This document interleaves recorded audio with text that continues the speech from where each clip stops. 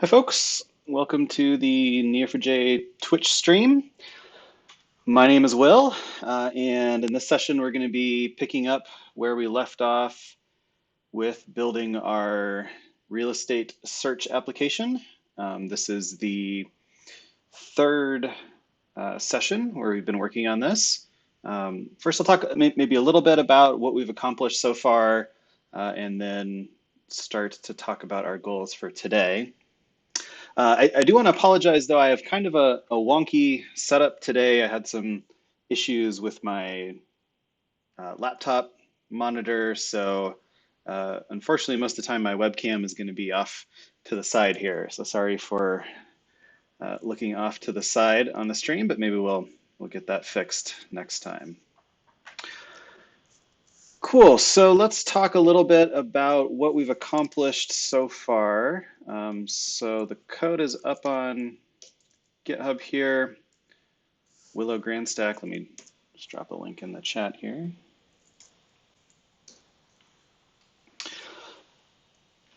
Cool, so in the first session, we built out kind of the basic architecture for our application from the GRANDstack starter with our web front end, our GraphQL API talking to a Neo4j instance using the Neo4j GraphQL integration.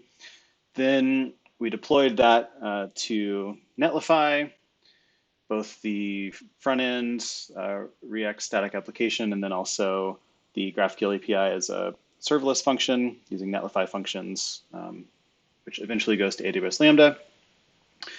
Then in the second session, we started looking at more into the data model and actually trying to get our hands on some real data. So we drew out the graph data model that we're interested in.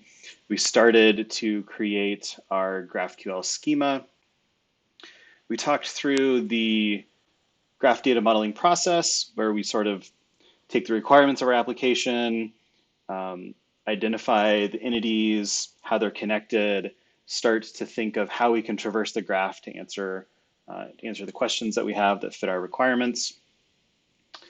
And that's kind of where we left off. So a couple of things, if we look in API source schema.graphql, this is the pretty simple GraphQL schema that we left off with last time. If you remember, we had some data that we had converted from shape files that had information about parcels. We then imported that into Neo4j, first converting it into Geo JSON.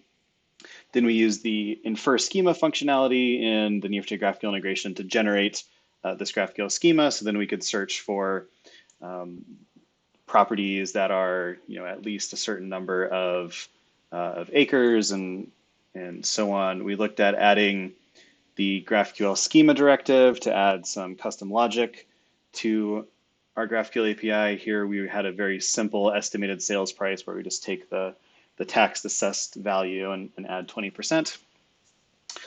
If we look in, let's jump back to in the data directory. This is mostly what we worked with last time, where we actually downloaded, in this case from the state of Montana website, we downloaded all of the parcel data for a specific county. That was a shapefile.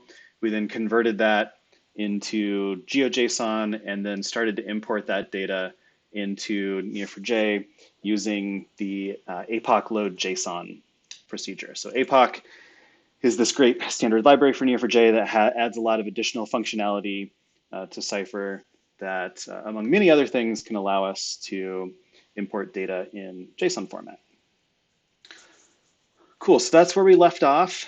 Just kind of as a reminder, what we're going for here is initially building out kind of like this base layer. So this is the Zillow website, which is an example of the kind of real estate search application we're trying to build.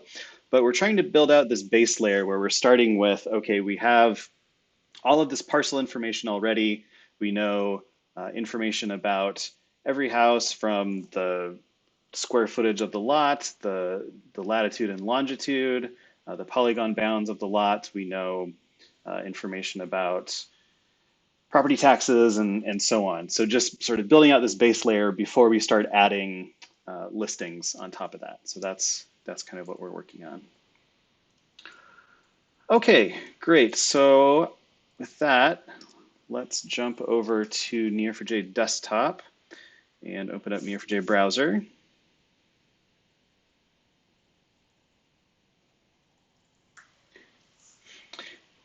And so if you missed the last few sessions, you can of course watch the videos on Twitch, but if you want to just clone the GitHub project and just kind of follow along the steps here in data import, that'll bring you up to speed pretty quickly. Okay, so here's Neo4j browser. Let's take a look at our data model.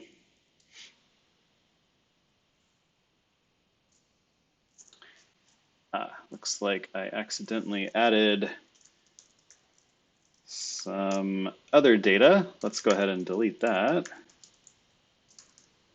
So match in, detach, delete in. That'll match every node in the database and then delete it. So somehow I accidentally added some, looks like some data on businesses and users and reviews. So we don't want that. So sorry about that. Okay, let's make sure we deleted everything. Great. Okay, so what we were working with last time was something like this: Epoch Load JSON file, Gallatin Geo JSON yield value, and then we were doing something like for every value.features. So let's take a look at our data here.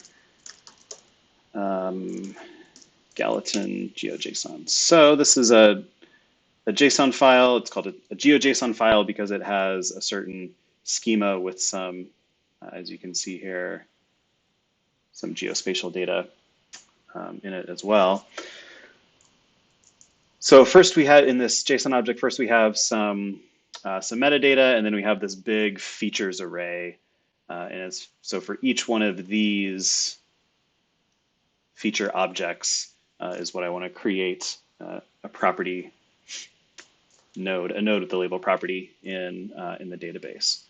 So for every feature in value.features, we're going to do something. And what we want to do is create property where the ID, let's set that to feature.id, and then we were doing updating all of the properties, just setting those equal to the properties, which is an object. So the properties, that's this object here. So basically all of the information that we have about each parcel except for the geometry, essentially. Oops. This should be plus equals, I think. Okay, let's see if that runs. Oh,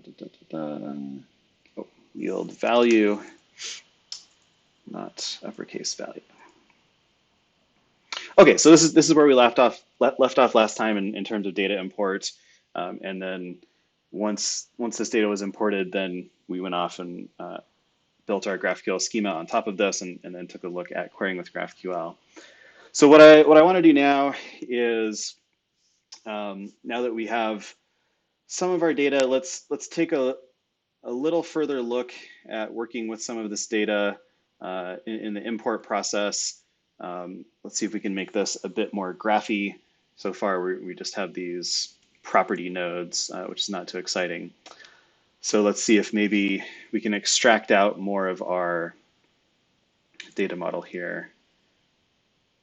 So based on the data that we have so far, we should at least be able to pull out the city node so we can tell what city each property is in. We just pulled down one county, but we should have a handful of cities in that county. Okay, before we do that, I want to make a few changes here to our database. So let's copy that. So let's look at a couple of these properties.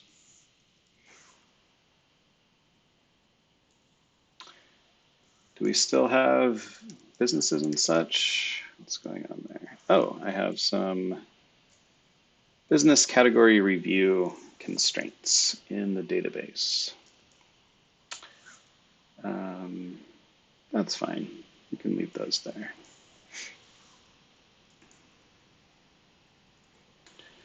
Well, actually, let's move these. This is a bit annoying.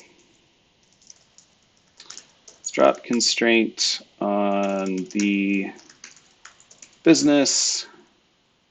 Assert business is unique.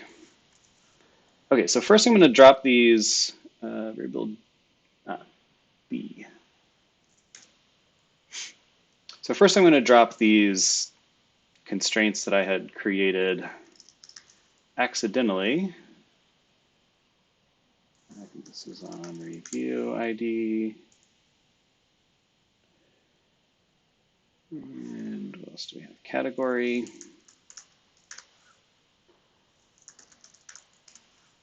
Category ID. Oops, I'm able to drop constraint. Oh, category, it's name.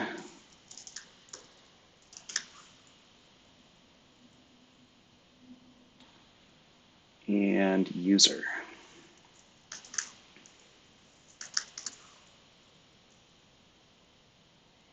Okay, so now if we refresh schema, okay, now we have no indexes and no constraints. Okay, so what was going on there? So I had accidentally created some constraints working with this other data set that I had accidentally inserted in here. So I just, first of all, removed those constraints. If we take a look now at our data model, we have some properties. Let's do style reset.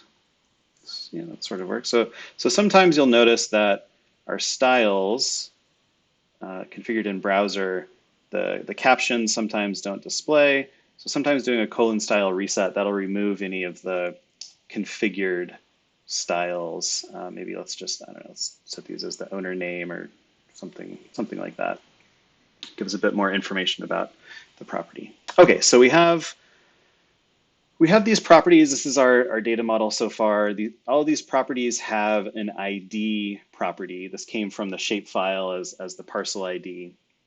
And what I want to do is start to think about some constraints, some bit of a schema that I should create for the database.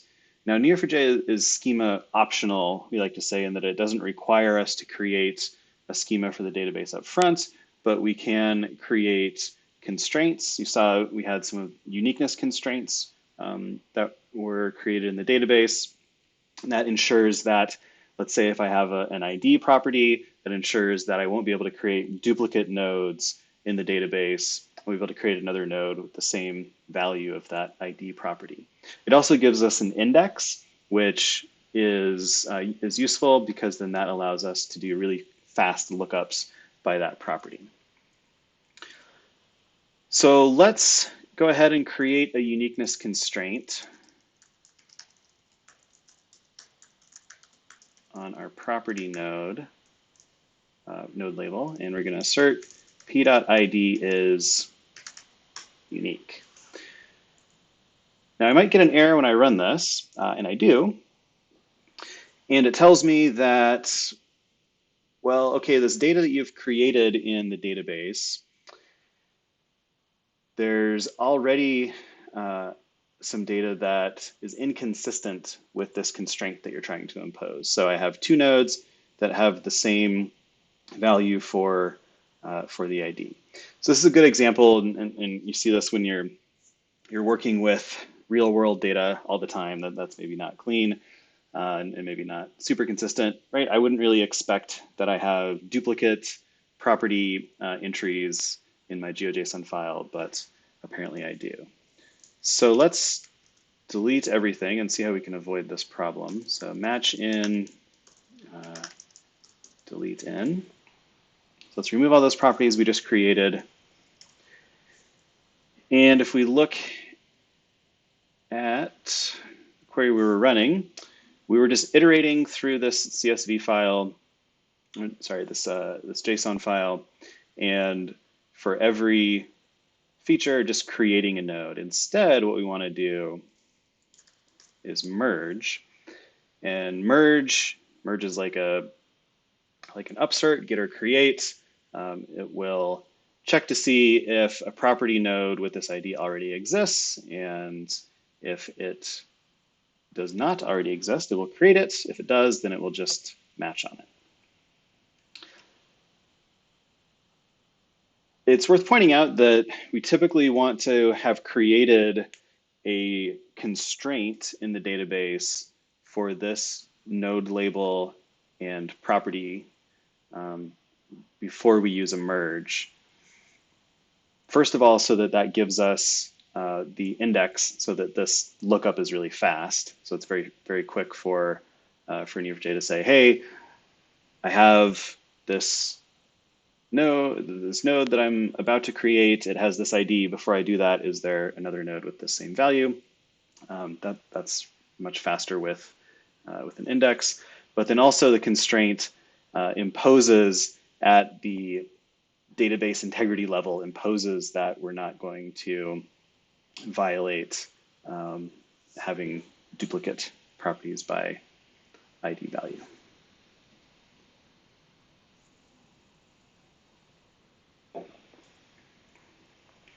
I know this does take a little bit longer than just simply going through and creating a new node for each record.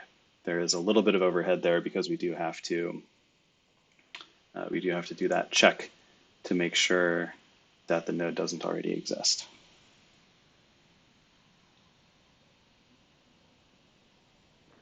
Okay, now once this completes, then the next thing I want to do is take a look at how we can extract out the city node. So if we look at the data that we have, we do have, again, this is real world data, so it's not all consistent and clean, but we do have a city state zip for some of these things.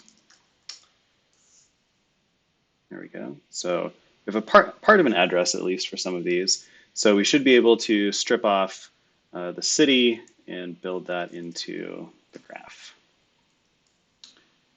Okay, this is still running. Wonder why that is. Let's see. Oh, did I not actually create? Let's cancel this.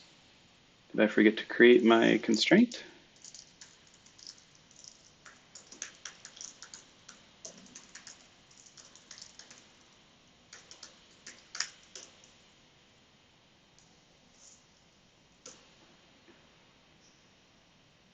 Okay, now I have my constraint. And let's run this again. So you notice that was taking quite a while without our constraint and index. And the reason for that is because each time we go to do the insert is having to scan all records.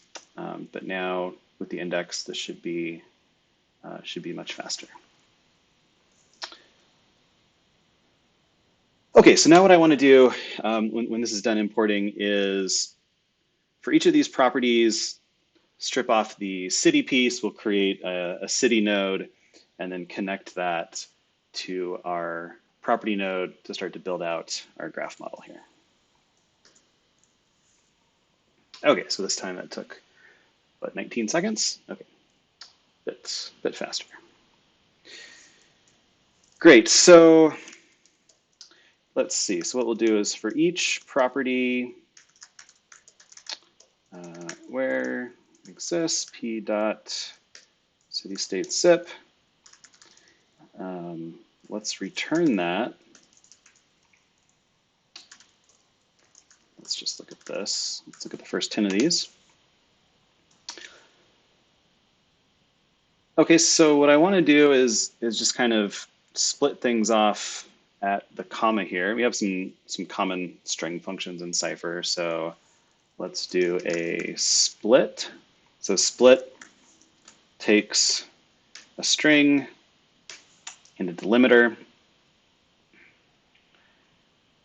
that will break up our string into an array, and we want just the first element of that array. Okay, great. So now for each property, we can see the city. Let's look at a few more. Let's look at, let's say the first 500. And as I scroll through these, it's kind of a good idea in general to check for consistency here. And what I want to do is I don't want to make the assumption that all of these are going to be uppercase. So for example, if I can do with split as city, if I return the distinct city, so all the different values for city that we find, what we'll see here is, again, because this is real world data, we have some cities in lowercase, and then we have that same name again in uppercase. So what I want to do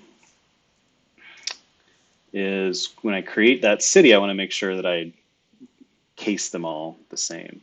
But before I start creating cities, let's create another database constraint.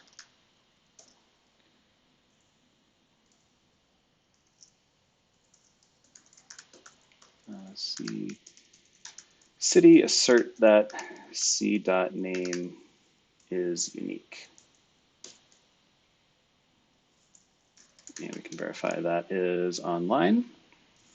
Here's our constraint on city. Close some of these since we don't need those. Okay, so now I have the city. So now what I want to do is merge on the city where the name is equal to the city value from my property. So that will create a new city node if it doesn't exist. If that city node already exists, we'll just match on it. And then I want to merge creating a relationship that doesn't exist, saying that the property is in this city.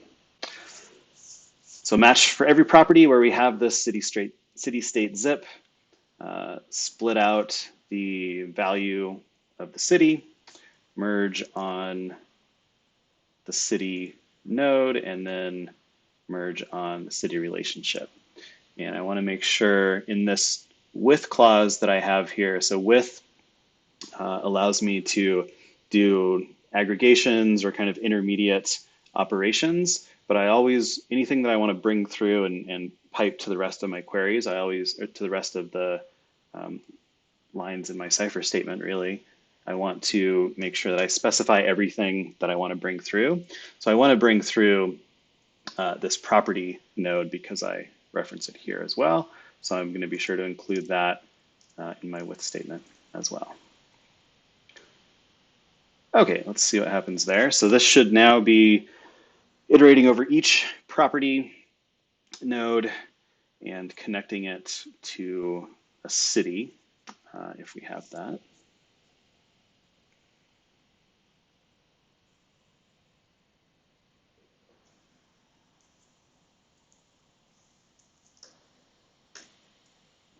And while this is running, if we look at some of the other data that we have, I think next time we'll have to to maybe scrape some more data, maybe from property record cards or something like that, because we don't really have a whole lot more that we can add to our data model now. We don't really have information about, say, like if there's a house on this property. This is more kind of strictly parcel level data, it seems like. Okay, so it says we've created 15 labels and 33,000 relationships. So I think of our 50,000 property nodes, only 33,000 of these seem to have the city-state set. So again, real world data, it's fun to work with. And we can see right away that I forgot to do my casing that I said I was going to do. So we have Bozeman in uppercase and in lowercase. Let's fix this. I'm going to match on every city, detach, delete those. So I remove the city nodes and the relationships, and I want to do a to upper here. So for all of those cities where they're lowercase, let's convert those to uppercase before we merge on those.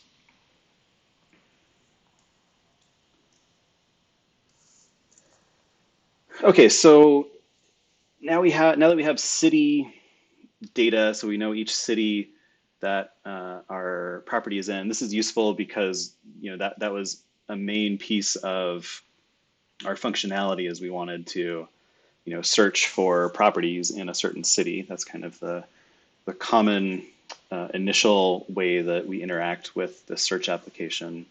But if you remember when we were first looking at this, there was also some sort of aggregate data that we were looking at, and I can't remember how we found that. Let's Zillow, San Mateo, housing market, maybe that'll, yeah, here we go, this home values section. So in addition to just kind of showing us, individual listings for sale, we also want to have some of this more like, economic, like aggregate type data to help us kind of evaluate the state of the housing market. So things like showing, the average home price over time or the average home price within a city. So we also want to work with that sort of data as well. So let's see how we would do something like that. So maybe now that we have, if we do call DB schema visualization, now that we have data looks like this, where every property is in a city. If we select a city, here's Willow Creek. You can see all of the properties in Willow Creek, or just some of them. Maybe we want to do like an aggregation across all of these cities to tell us, I don't know, maybe like the average home value in each one of these cities. That might be something interesting that we could look at in that sort of economic overview type data. So for every property that's in a city, let's grab the city name and let's calculate the average of the total value. So each property has a total value, which is the taxed assessed value. So it should be maybe not necessarily the market rate, but I don't know, fairly close. And then order by average value descending. So this should tell us for each of our cities, what is the average value of all the properties in that city ordered by the most expensive. So for the one county that we pulled down, looks like West Yellowstone is the most expensive with an average value of $3 million, followed by Big Sky with an average value of 800,000, it looks like, and so on. And you can see our data still isn't perfect. We have Gallatin Gateway, called Gateway is GWY. Then up here we have Gallatin Gateway spelled out, and so we have West Yellowstone and W Yellowstone. So we have a bit of work ahead of us for if we want to take care of things like normalizing this data a bit better. Maybe going by zip code or something would be more accurate. But anyway, that's kind of a first stab at it, which I think is pretty good. Okay, so let's now see how we can work with this piece of the data, which is the geometry. In this case, it is a polygon, so a list of latitude, longitude coordinates that defines the polygon of each individual parcel. So if we look on the map, that's these polygons, right? So for each record, we have the points that make up that polygon. And what I want to do is import that into Neo4j now. And if we look back at our model, we said, okay, we kind of need to store this, store this data, thanks to SVG, don't need that. Store this data in two ways. One is just a single point for the location. This should probably be like the centroid of that parcel. It's probably what makes most sense, right? So what's right in the middle. And then the polygon itself, we're going to store as an array of point objects. Cool. Let's see how to do that. Before we get into that, if we search this file, multi-polygon Gallatin Geo JSON. So in addition to a polygon geometry, we also have a bunch of multi-polygon geometries. And this is the case, I think I talked about this last time, where we have maybe disjointed polygons that make up a parcel, or maybe a polygon within a polygon. And what I want to do is exclude these for now. Let's see how many of these there are. So there's 400 of these out of 50,000. So for now, we're just going to exclude any of these multi-polygon parcels. Well, the parcels are already in there. We just won't be adding the geometry to them, just to simplify things for us.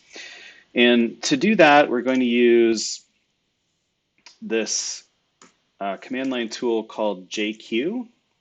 If you haven't used JQ, it's a great command line tool for working with JSON data. I'll paste a link to the docs here.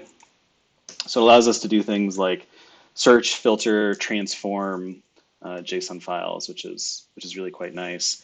And what I'm going to do here is for the features array, I want to select only entries where the geometry.type value is polygon, and then return that object from the features array for every entry in the features array in Gallatin.geojson, and then write that to a new file called filtered.geojson. So this is going to create a new GeoJSON file, which we'll use then to add these polygon geometries.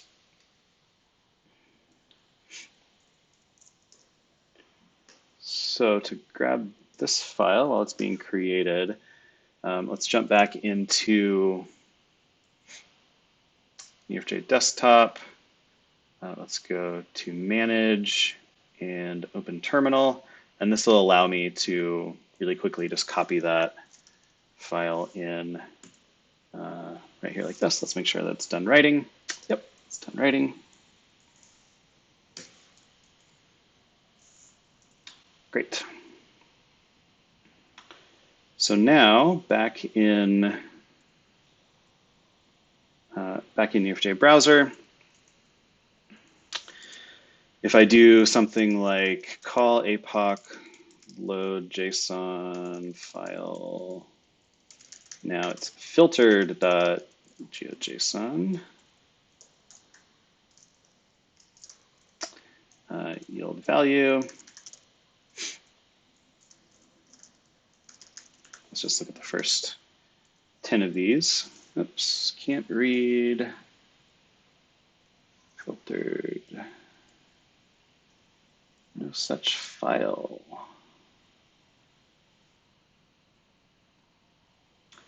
Filtered dot Geo JSON. Did I not put it in there? Let's see.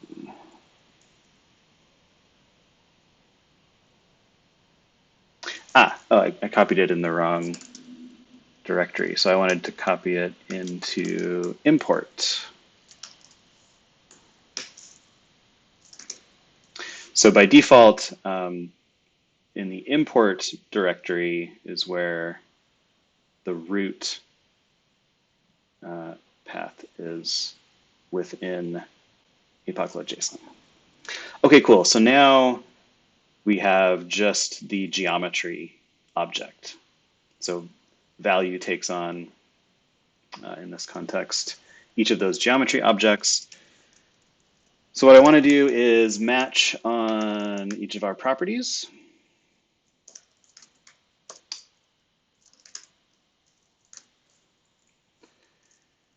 And then I want to set the polygon equal to something. And if we think of the data that we have here, so I have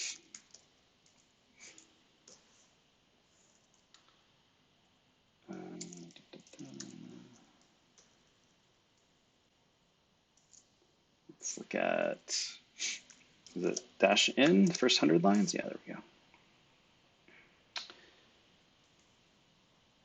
So what I have here for the geometry coordinates is this list of a list of coordinates, right? So this kind of nested structure. And in, let's just take one of these. In Neo4j,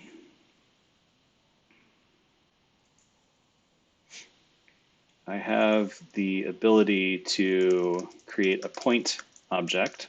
So I can say latitude equals whatever, longitude equals this. So in my case, copied those numbers. So minus 111, this is the longitude.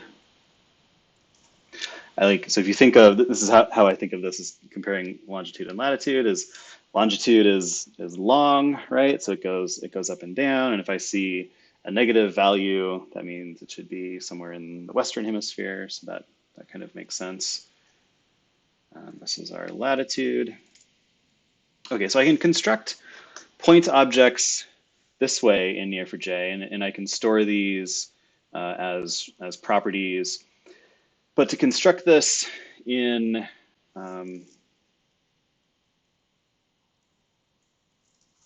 deleted my p match on property, where the ID is value dot ID set p dot polygon equals something.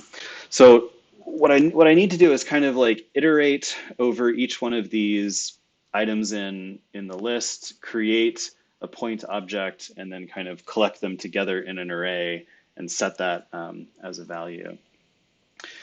And there's probably a few different ways to do it. I chose to go about this using an Epoch procedure called run first column.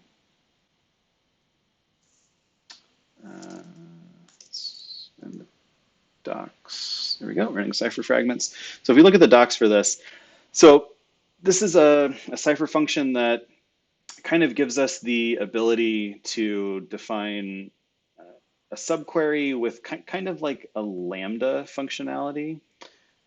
So if we look at this, returning a single column.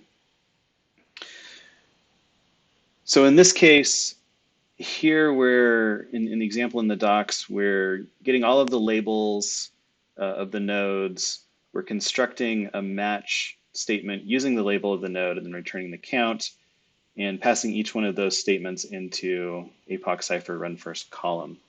So what this does, allows us to pass in a Cipher statement and then some parameters, and it will evaluate it as a single function call within our larger Cipher statement. So what we can do is something like this, where what we set the property value to is Epoch Cipher run first column single.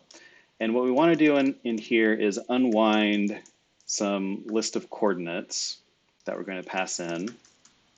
So that's our latitude, longitude pair. And what we want to return, I'm sorry, it's not a longitude, latitude pair. That's a list of longitude, latitude pairs. What we want to do is return collect. So collect is going to give us a list. And on each one of these, we want to cast it to a point where latitude is the second value in the pair and longitude is the first. And then for each one of those, now these are the parameters that we're passing in, so we're going to define the value for chords here. It's going to be value dot geometry dot coordinates. And remember, this was kind of a weird list of lists of lists, so we want to just grab the first element in that list. Okay, so before we run this, let's make sure I have it right. So call Epoch Load JSON, our filtered Geo JSON file, yield value, match the property by ID, set the Polygon property equal to Epoch Cipher run first column single, where the Cipher statement is unwind chords, return collect, cast it to a point.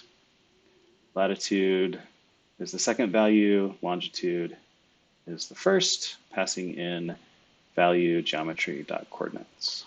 Cool, that looks good to me. Let's see what happens when we run that.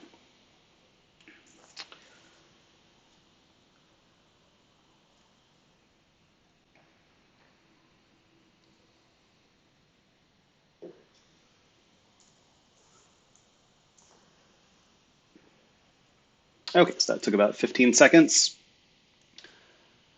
Let's just take a look at some property nodes at random, and let's see if we have Polygon Boundaries. Yep, and we do. So this is some land owned by LB Cattle Co., so some ranch or something.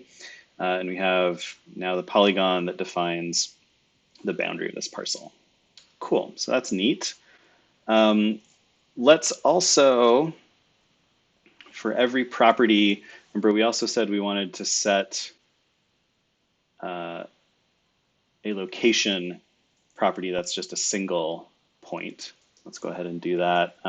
Ideally, this should be the centroid of the polygon. I'm going to cheat a little bit for now and just set that to, I don't know, maybe the first point in the list. Okay, so every property that has a polygon, let's set p dot location equal to the first entry in the polygon list.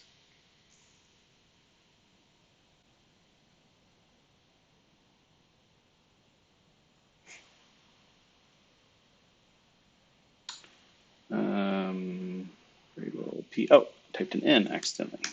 P property where exists p dot polygon. Okay, great. Now we've got polygon and we've got the bounds, or the location property as a single point. What can we do with that? Well, one thing that is really neat is the ability to sort of search within a polygon. So if we think of, on these, this example doesn't make a whole lot of sense, but if we were looking at, I don't know, a map of say like Montana or something where some of these parcels might be a lot larger, when we click within the boundaries of one of these parcels, we need to know, okay, what property are we clicking on? What house are we clicking on?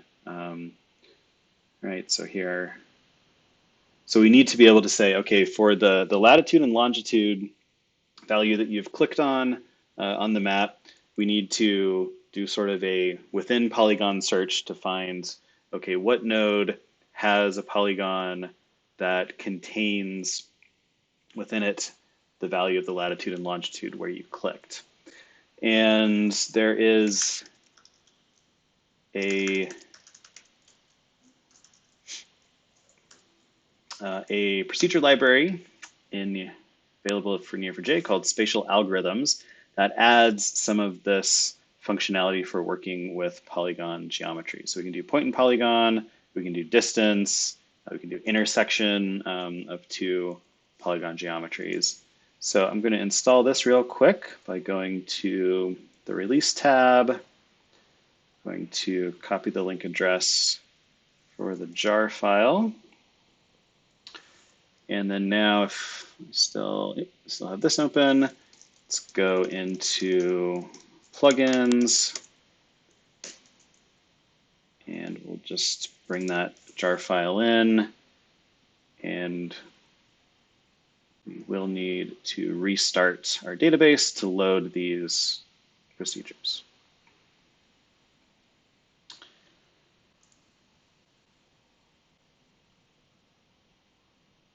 Check the logs while this starts up.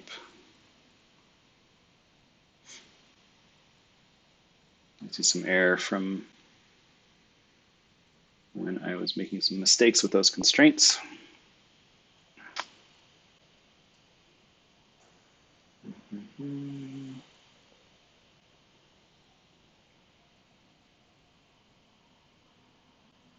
Okay, looks like we're back online. So now if we do call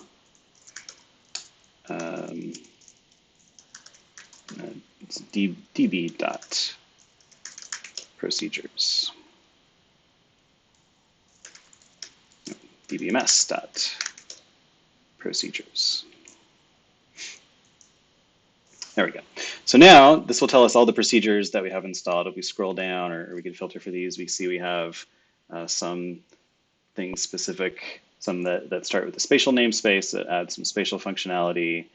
We can also look at functions. And we have things like spatial algo intersection, spatial algo distance, and so on. So what this allows us to do now is something like, let's match a property where, and we'll call one of these spatial functions spatial.algo.within polygon, and then we pass in a point, latitude, oops, longitude,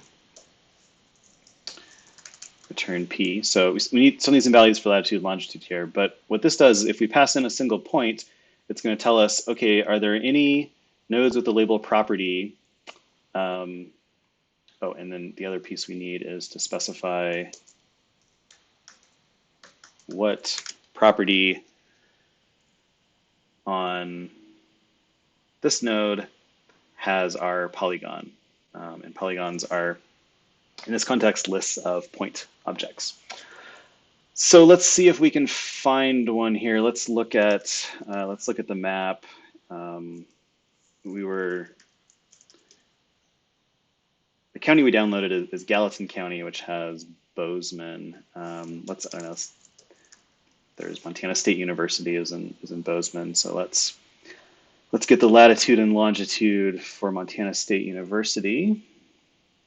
Here's a neat trick that I learned. If we right click on something and do a what's here in Google Maps, we can get the latitude and longitude, which we can then copy. Come on now, let's copy that. There we go. Okay, this is my longitude. This is my latitude with a 4 at the front.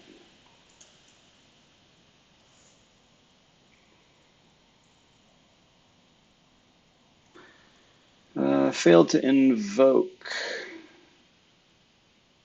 null pointer exception. Polygon.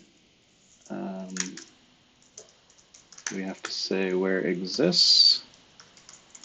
P.polygon. And something like that, maybe.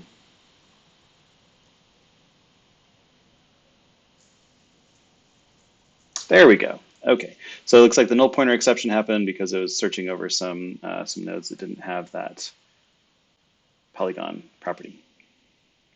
Okay, cool. And so we found the property node that in this case represents Montana State University from searching on Google Maps. Okay, cool. So now that we have this, what I want to do is really quick. We have 7 minutes left. What I want to do now is show how we can use this in our GraphQL API to do things like searching, searching by location, and also how we can include our working with this polygon geometry using the spatial algorithms procedure that we just added. So I'm going to switch now over to Neo4j desktop, and I'm going to open this graph app called GraphQL Architect. So GraphQL Architect, this is a fairly new graph app. I showed kind of a initial version of this, I think a few sessions ago.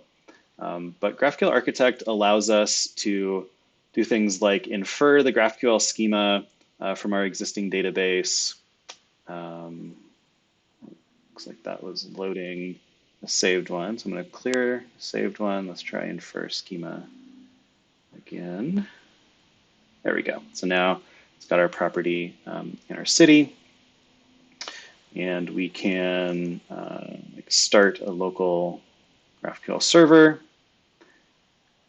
and then switch to the graphical view where we have entry points for city and property. So we can do things like, say, search for, I don't know, for each, let's do this, for each city, find properties, give me the name, city, state, zip, and we have a couple of different fields for address.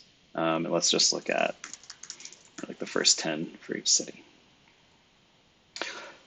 Cool, so this allows me to pretty easily get up and running with GraphQL on top of Neo4j.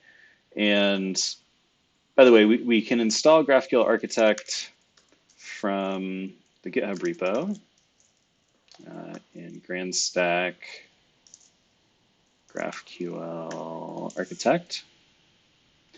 So to install this in Neo4j desktop, either open this link in your browser and that'll deep link into Neo4j browser and load it, or you can just copy this URL and paste it in install here. Let me drop a link to this in the chat so we have that. But okay, so I can also do things like, remember for city, we had that average value calculation that we were doing where we said average value is going to be a float. We can bind a Cipher query to that.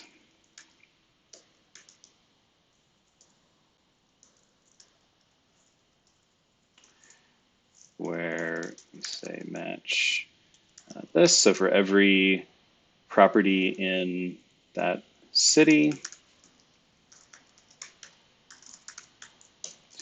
we're going to just return the average of p dot was a total value.